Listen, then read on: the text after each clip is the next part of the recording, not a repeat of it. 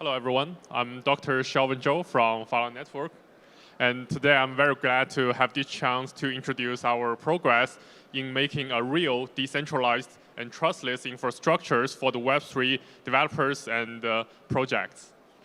And also, I will introduce our next generation smart contract, programming model, Phat contract, and what it can achieve. Yeah. Before all my introduction, I'm very glad to first share a very interesting fact here is that although all these decentralized apps, they claim to be decentralized, but there is always a centralized part inside of it. Yeah, and this is the trait of the development of the decentralized app. And what we can see is that the decentralized app itself is becoming more and more complex. They are meant to serve more and more people with more and more data. And now, actually, I think a common sense here is that you cannot implement your application with just one smart contract. There is also other building components. And that's why many people, they choose to build a brand new chains to facilitate their applications. But this can be very hard for them, and this can block a lot of developers which try to step into the Web3 world. Yeah, so this is how a typical Web3 application looks like. So now we can see we have already achieved very good process in decentralized their component. For example, we already have decentralized storage, and we have decentralized asset layer, so you can issue your token on different blockchains. But the problem here is that we can see that the core of your backend programs, they are still in the Web2 cloud. And you have to deploy your programs into like the Amazon AWS or the cloud from the Microsoft. And I think the problem here is that means all the sensitive data will be processed in this centralized cloud. So this is what we want for the Web3 world. Yeah, and this is what our specification for the Web3 backend. So the first thing is that we believe the prerequisite for this backend is that they have to be blockchain native. So it has to incorporate the enforcement execution of smart contract, and there should be no loss of states, and all your data should be safe on chain. Also, to serve our customers better, they should be low latency because you will not need to wait for for 6 seconds and for the confirmation of your transaction, and you just need to get the result immediately. Third is about the continuous service. Is that, for example, considering you are playing a game, and you do not need to, for example, stop for every 6 seconds, and to wait for the block production, and this can just crash your user experience. And the last part is about the connectivity, and I think this is also the core part of the core limitation of the existing smart contract, because as a program, actually, you need to connect to different components to form a real backend programs. Yeah, and this is our solution to this problem. So actually, first, our network, the Phala network, is try to serve as the Web3 computing cloud for these programs. And also, we have proposed our programming model called the Phat contract, which has all these specifications, so you can build anything you want with just one smart contract. Yeah. Yeah, so this is Phala Network, and we are the Web3 computation infrastructure. And I think it's a permissionless cloud that's inherently spot data privacy while remain trustless. So now we have a close look at this. So the technology we use is called the secure enclave, or the trusted hardwares, or the trusted execution environment. It has many names, but actually all refers to the same things. And actually, these features is available to almost all the modern CPUs. No matter you are using the Intel or you are using the AMD, it's there. And actually, it provides very promising features is that the confidentiality, the hardware-based confidentiality. That means all the data processed in these CPUs cannot be seen, even if you have the physical access to these machines. And another point is that it can ensure the execution integrity. That means it's very hard for the hackers to hack into your programs and change its behaviors. And to my best knowledge, actually, there is no current known crack to the execution integrity now. But I believe, actually, Phala is not the only program that combine the secure enclave and the blockchains. But I think what makes us unique is that we are the only project in the world that allowed any people with these hardwares to join our network and provide their computing power. And the secret about that is that we have designed a very unique tokenomic for the staking tokenomic to ensure that the data privacy and also that our miners, they provide the good quality of service.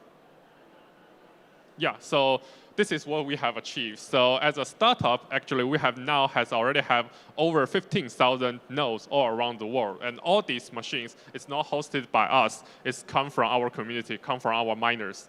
And we also have, I have just talking about our staking mechanism. And we can see that there is 160 million Phat, which is staked, and there are as the security deposit for your service. So that's why I say this is a very solid infrastructure for the Web3 project. And there is millions of computing powers you can use.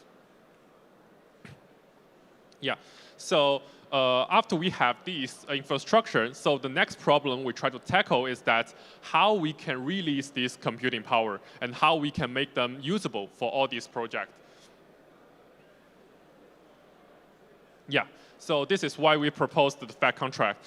This is because, for example, if we just reused the smart contract from the EVM, it will not change the game. Because no matter how many workers there are, it will only add the security promise to your smart contract, but it will give you no performance gain, no matter how many workers there are.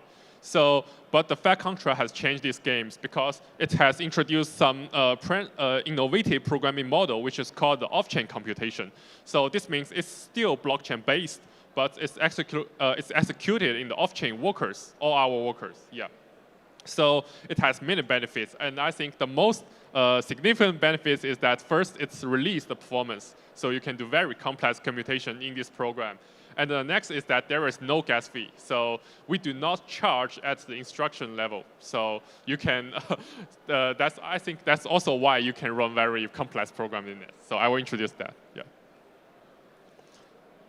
So actually, the proposal of Phat contract, we do not meant to replace the smart contract. We do not try to replace or kill the Ethereum.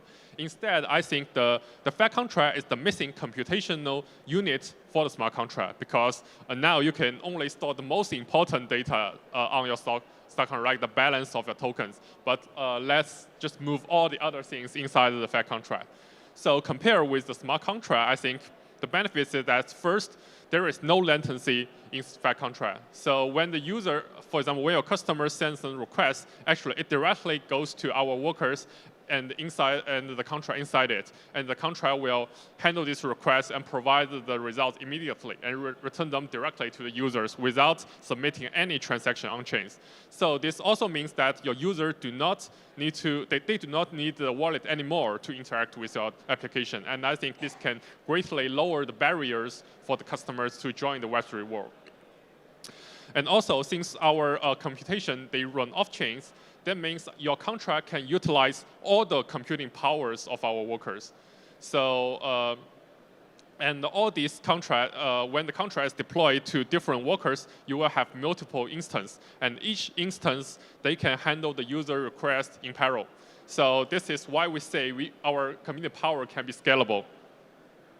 And the third part is the privacy. And actually, privacy is always the first concern of the Phala network because we need to preserve the privacy of our customers, of our developers.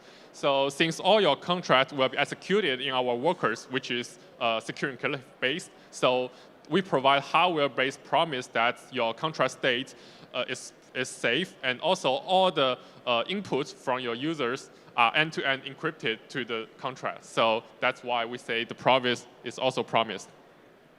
And the last part, and I think this is the most innovative part of our contract, is that we enable native internet access inside our contract. So let's see what it can bring you. Yeah.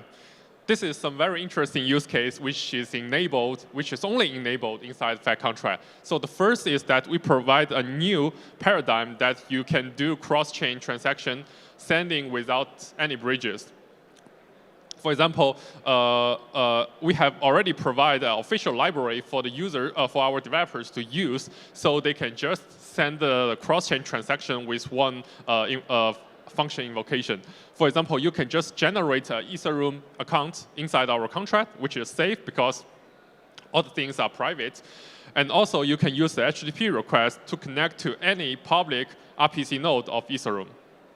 Then you can construct the transaction inside our contract and send this transaction directly to the Ethereum. This means you can use the Phat contract to operate an Ethereum account for you.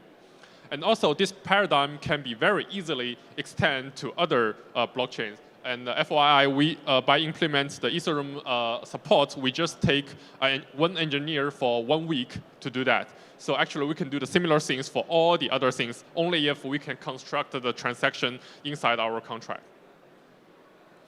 Yeah, and this also means actually you can operate multiple chains just in one contract, and I think this can enable a lot of interesting applications. Yeah, another part is that we can connect to more than just chains. Actually, we can connect to any other service with the HTTP APIs. For example, you can connect to the Web3 indexing service, like the graph. You can connect to the Web3 storage, like Rwave.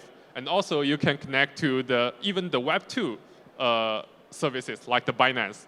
For example, this can enable you to do a very typical things like the Oracle, because Oracle, you just read some data from the data source and you send the transaction into the target blockchains.